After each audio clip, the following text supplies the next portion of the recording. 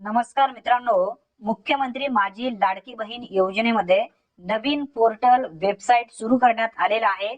या पोर्टल आणि वेबसाईटच्या माध्यमातून आपल्याला घरी बसल्या मोबाईलच्या माध्यमातून पीसी असेल, कम्प्युटर असेल, यावरून आपल्याला एकदम सुलभ आणि अचूकरित्या अर्ज कशा पद्धतीने करता येणार आहे, याबद्दलची पूर्ण प्रोसेस आपण या व्हिडिओच्या माध्यमातून समजून घेणार आहोत.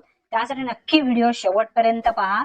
तत्पुरी चॅनलवरती पहिल्यांदाच आला असाल तर चॅनलला सबस्क्राईब करून बेल नोटिफिकेशनला क्लिक करून ठेवा, म्हणजे सर्व तुम्हाला व्यवस्थितरित्या नवीन जे काही अपडेट येतील ते अपडेट तुम्हाला समजत जातील. आता बघा, मुख्यमंत्री माझी लाडकी बहीण योजनेसाठी जो नवीन प्रोसेस आहे, अर्ज करण्याची जी काही प्रक्रिया आहे, ती प्रक्रिया आपण या ठिकाणी समजून घेण्याचा प्रयत्न करणार आहोत. नवीन जो पोर्टल सुरू करण्यात आलेला आहे, पोर्टलवरून आपल्याला अर्ज कशा पद्धतीने करता येणार आहे. आता बघा, या ठिकाणी पोर्टलवरून अर्ज करण्यापूर्वी तुम्हाला सर्वप्रथम एक जी काही प्रोफाईल आहे ती प्रोफाईल तयार करावी लागते. आता ती प्रोफाईल कशा पद्धतीने तयार करावी लागते याबद्दलची माहिती जाणून घेऊया. त्यानंतर प्रत्यक्षात तुम्हाला ही प्रोफाईल कशा पद्धतीने तयार होईल याबद्दलची सुद्धा माहिती मी या ठिकाणी देणार आहे. पूर्ण एकदम व्यवस्थित समजून घेऊया, त्यानंतरच आपण अर्ज करण्याची जी काही प्रक्रिया आहे ती प्रक्रिया समजून घेऊया. आता सर्वप्रथम सांगण्यात आलेलं आहे, मुख्यमंत्री माझी लाडकी बहीण योजनेसाठी जो अर्ज आहे करण्याआधी सर्वप्रथम आपले प्रोफाईल तयार करणे आवश्यक आहे. यासाठी अर्जदारांचे अर्ज भरून घेणाऱ्यांनी स्वतःचे आधार कार्ड प्रमाणे नाव, स्वतःचा मोबाईल नंबर नोंदवा, असा सुद्धा या ठिकाणी स्पष्टपणे देण्यात आलेला आहे उल्लेख. यानंतर अर्जदाराने स्वतःचा पासवर्ड तयार करावा. पासवर्ड तयार करत असताना या ठिकाणी सांगण्यात आलेला आहे कमीत कमी 8 जो कॅरेक्टर्स आहे याचा तुम्हाला त्यामध्ये वापर करायचा आहे. आता उदाहरणार्थ जर तुम्हाला एक या ठिकाणी मी पासवर्ड दाखवतो. या ठिकाणी बघा, सुनील @1 2 3 अशा पद्धतीने एक डेमो आहे, एक्झाम्पल साठी मी तुम्हाला दिलेला आहे. अशा पद्धतीने तुमच्या स्वतःच्या नावाने तुम्ही पासवर्ड तयार करू शकता. तुमच्या मनावरती जो पासवर्ड तुम्हाला तयार करायचा आहे तो पासवर्ड तयार करायचा आहे. आता तो पासवर्ड कोणत्या ठिकाणी तुम्हाला तयार करायचा आहे याबद्दलची सुद्धा माहिती आपण पुढे जाणून घेऊया. त्यासाठी नक्की व्हिडिओ शेवटपर्यंत पहा, म्हणजे तुम्हाला सर्व समजून येणार आहे. आता त्यानंतर स्वतःचा जिल्हा, तालुका, गाव निवडायचं आहे. त्यानंतर तुमची जी ग्रामपंचायत आहे ती ग्रामपंचायत सुद्धा सिलेक्ट करायची आहे. अर्जदारांचे प्राधिकृत प्रकार निवडायचा आहे. आता यामध्ये सामान्य महिला असेल, त्यानंतर तुम्ही सीआरपी असेल, अंगणवाडी सेविका असेल, भरपूर असे ऑप्शन ग्रामसेवक या ठिकाणी देण्यात राहिले आहेत. त्यामधून एक तुम्हाला सिलेक्ट करायचं आहे. त्यानंतर यापुढे अटी शर्ती मान्य करून खाली जो कॅप्चा आहे तो कॅप्चा नमूद करायचा आहे. आता तो कॅप्चा नमूद कशा पद्धतीने करायचा आहे आणि प्रत्यक्षात आपल्याला जी प्रोफाईल आहे ती प्रोफाईल कशा पद्धतीने तयार करायची आहे याबद्दलची माहिती या ठिकाणी जाणून घेऊया. सर्वप्रथम गुगलमध्ये लाडकी बहीण .महाराष्ट्र.gov.in या नावाने सर्च करायचंय. व्हिडिओच्या डिस्क्रिप्शन बॉक्समध्ये मी लिंक देईन, त्या लिंकवरती क्लिक केल्यानंतर डायरेक्ट तुम्ही या पेजवरती येऊन जाल. या ठिकाणी एक ऑप्शन दिलेला आहे अर्जदार लॉग इन नावाचा.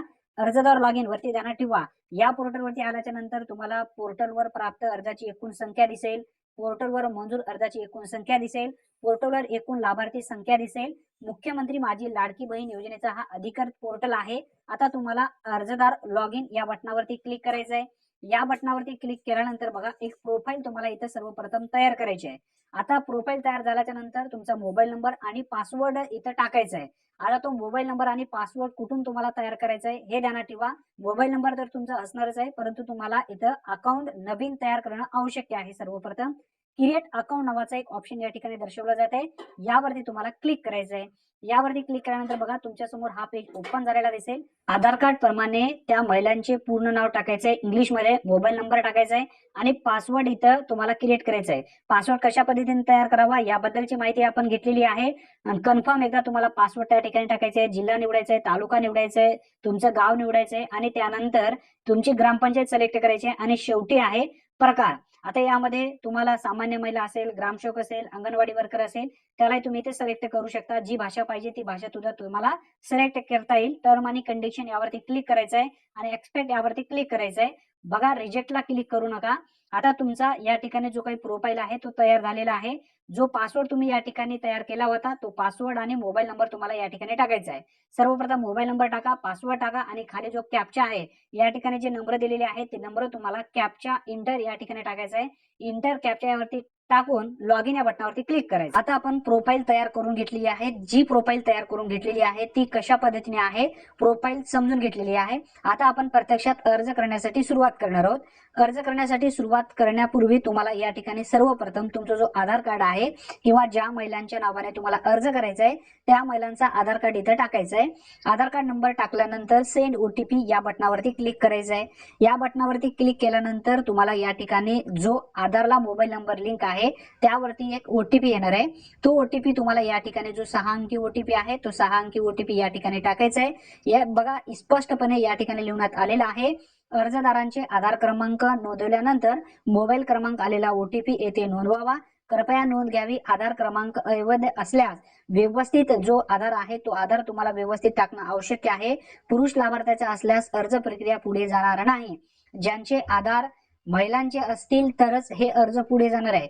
जर पुरुषाचा असेल तर अर्ज इथं पुढे जाणार नाही असा सुद्धा उल्लेख करण्यात आलेला आहे. आता बघा आपण आता ते अर्ज आधार क्रमांक टाकलेला आहे. आधार क्रमांक टाकल्याच्या नंतर थोडंसं आपण आता समोर सरकूया. आता यामध्ये जी माहिती देण्यात आलेली आहे ती समजून घेऊया. आता वेब पोर्टलमध्ये केवायसीची तरतूद असल्यामुळे लाभार्थ्यांचे नाव, पत्ता, जन्मदिनांक ऑटोमॅटिक फॉर्म मध्ये भरलेली दिसेल.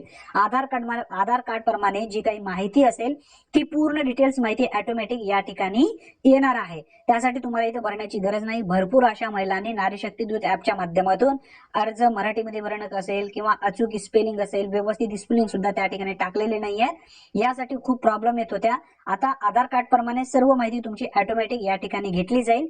त्यानंतर या व्यतिरिक्त अर्जदार लाभार्थ्यांचे वडिलांचे, पतींचे नाव, महिलांचे लग्नापूर्वीचे नाव, त्याच्यानंतर विवाहित स्थिती ही माहिती भरणे अनिवार्य असेल.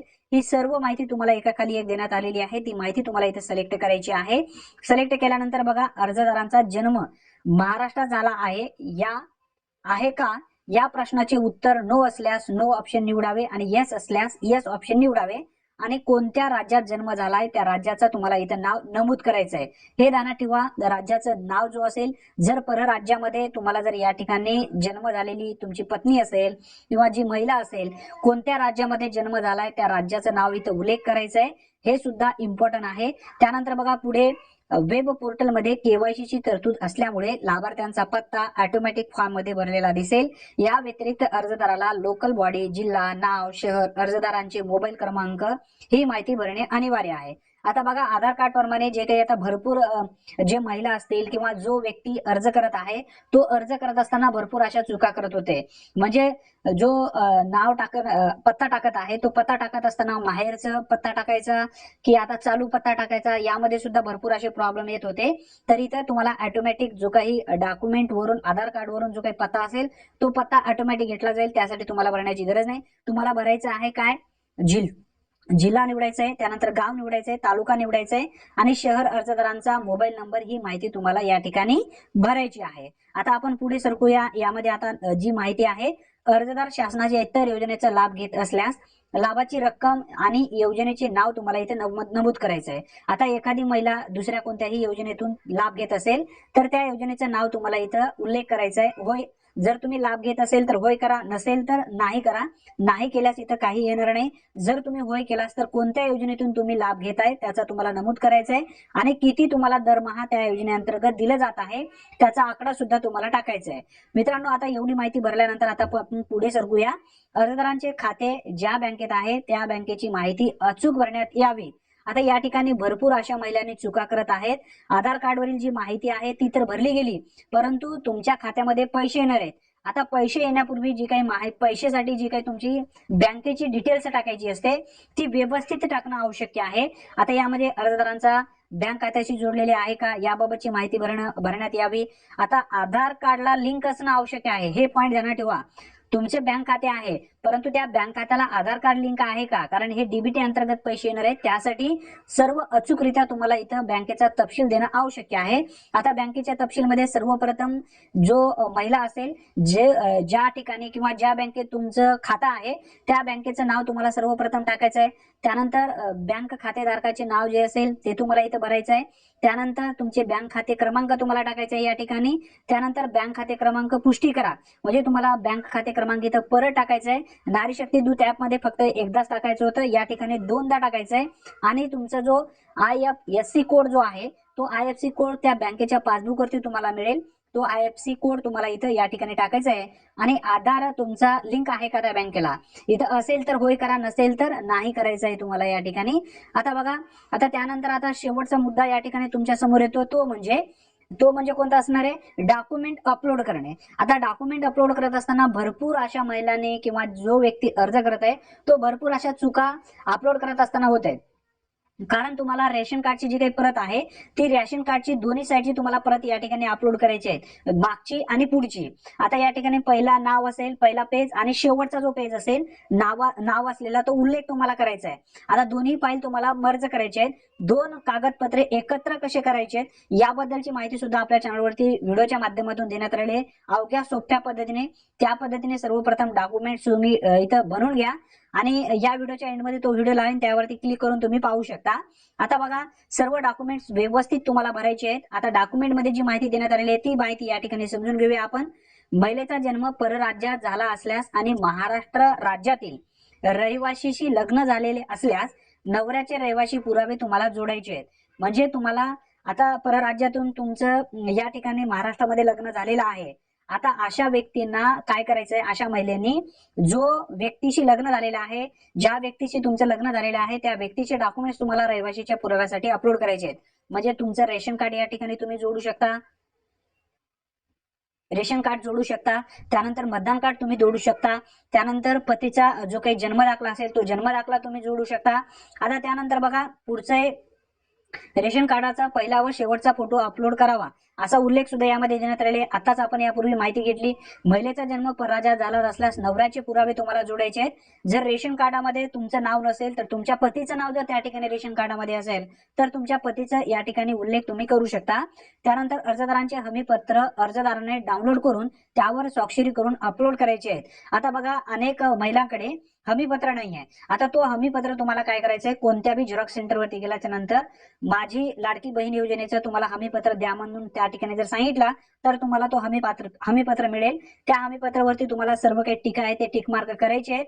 टिक मार्क कशा पद्धतीने करायचे आहेत याबद्दलची सुद्धा माहिती आपल्या चॅनलवरती ऑलरेडी देण्यात आलेली आहे. हमीपत्र व्यवस्थित अचूकरित्या भरायचं आहे. हमीपत्रावर पूर्ण डिटेल्स, नाव टाकायचं आहे, स्थळ टाकायचं आहे, दिनांक टाकायचा आहे, त्यानंतर सही करायचे. सही करून तुम्हाला त्या ठिकाणी अपलोड तुम्हाला हमीपत्र करायचंय. बघा, या ठिकाणी हमीपत्राचा उल्लेख करण्यात आलेला आहे. त्यानंतर बघा, पुढे रेशन कार्ड वगैरे जे असेल ते रेशन कार्ड वगैरे इथे जोडायचे आहेत. त्यानंतर यामध्ये बँक पासबुक तुम्हाला अपलोड करायचं आहे. त्यानंतर अर्जदारांचा फोटो तुम्ही लाईव्ह घेऊ शकता किंवा गॅलरी मधून तुम्ही फोटो काढून सुद्धा निवडू शकता. हे सर्व तुम्हाला व्यवस्थित भरायचे आहेत. हे व्यवस्थित या ठिकाणी जर तुमच्याकडे बँक पासबुक, आता भरपूर अशा महिलांकडे बँकचं पासबुक नाही आहे, मग अशा वेळी काय करावं सुचत नाही आहे, अकाउंट नंबर वगैरे असते, मग अशा महिलांनी बँकेचा जो काही पासबुक आहे तो अपलोड करण्याची गरज नाही. कारण डीबीटी अंतर्गत हे पैसे येत असल्यामुळे शक्यतो तुम्हाला अपलोड करण्याची गरज नाही बँकेचं पासबुक. आता बघा, या ठिकाणी सांगण्यात आलेलं आहे, अर्जदाराने हमीपत्र या ऑप्शनच्या बाजूला असलेल्या डाउनलोड येथे क्लिक करून हमीपत्र डाउनलोड करू शकता. जर तुमच्याकडे हमीपत्र नसेल तर डाउनलोडचा ऑप्शन या ठिकाणी देण्यात आलेले. बघा, या ठिकाणी रेड मध्ये तो जो यावरती तुम्हाला क्लिक करायचा आहे, तुमच्या मोबाईलमध्ये तो हमीपत्र डाउनलोड होईल. कोणत्याही तुम्ही कम्प्युटरवरती जाऊन त्याची प्रिंट काढून घेऊ शकता आणि तुम्ही तो हमीपत्र डाउनलोड करू शकता. आता सर्व तुम्ही या ठिकाणी हमीपत्र डाउनलोड केलाय आणि हमीपत्रावरील जी माहिती आहे ती माहिती कशा पद्धतीने भरायची आहे याबद्दलची ऑलरेडी माहिती आपल्या चॅनलवरती देण्यात आलेली आहे. असा असेल तो हमीपत्र या ठिकाणी पहा, सर्व टिक मार्क व्यवस्थित करायचे, सही वगैरे करायची आहे. सही वगैरे झाल्याच्या नंतर बघा, आता तुम्हाला इथे टर्म आणि कंडिशन देण्यात आलेली आहेत. अर्जदारांचे हमीपत्र डाउनलोड येथे क्लिक करून हमीपत्र डाउनलोड करून त्यावर स्वाक्षरी असे ऑनलाईन हमीपत्र या ठिकाणी स्वीकारावे. आता बघा, हमीपत्र या ठिकाणी दिलेलं आहे आणि एक्सपेक्ट असा ऑप्शन असेल त्यावरती तुम्हाला क्लिक करायचं आहे. त्यावरती क्लिक केल्यानंतर आता बघा, तुम्हाला हे हमीपत्र डाउनलोड करायचं आहे. आता हमीपत्र डाउनलोड केल्याच्या नंतर सर्व डॉक्युमेंट व्यवस्थित झाल्याच्या नंतर तुम्हाला फॉर्म वरती सबमिट करायचं आहे. फॉर्म सबमिट केल्याच्या नंतर यामध्ये जर काही चुका असेल तर तुम्ही परत तुमचा अर्ज पूर्ण डिटेल्स पाहू शकता. अर्जामध्ये जर काही त्रुटी असेल तर परत तुम्ही एडिट करू शकता आणि शेवटी सबमिट करा. आता शेवटी सबमिट केल्याच्या नंतर डॉक्युमेंट व्यवस्थित जोडले गेले आहेत का याची चौकशी करा. सर्व डॉक्युमेंट व्यवस्थित असेल तर सबमिट करा आणि त्यानंतर सर्वात शेवटी या ठिकाणी एक ऑप्शन तुम्हाला दिसेल, बघा, तुम्हाला जर त्या अर्जाची पूर्ण स्थिती पाहायची असेल तर यापूर्वी केलेले अर्ज असं ऑप्शन दाखवलेला असेल, त्यावरती तुम्हाला क्लिक करायचं आहे. क्लिक करून तुम्हाला बिंदास त्या ठिकाणी तुमचा अर्ज पेंडिंग आहे की अप्रूव्ह झालाय की इन रिव्ह्यू मध्ये आहे, तुम्ही सर्व पाहू शकता. अशा पद्धतीने घरी बसल्या अवघ्या सोप्या भाषेमध्ये तुम्ही अर्ज करू शकता. अतिशय महत्वपूर्ण ही माहिती आहे. तुमच्या जास्तीत जास्त मित्रापर्यंत नक्की शेअर करा. मित्रांनो, धन्यवाद. आज इथेच थांबूया. पुन्हा भेटूया नवीन व्हिडिओमध्ये नवीन माहितीसह. तोपर्यंत जय हिंद, जय महाराष्ट्र.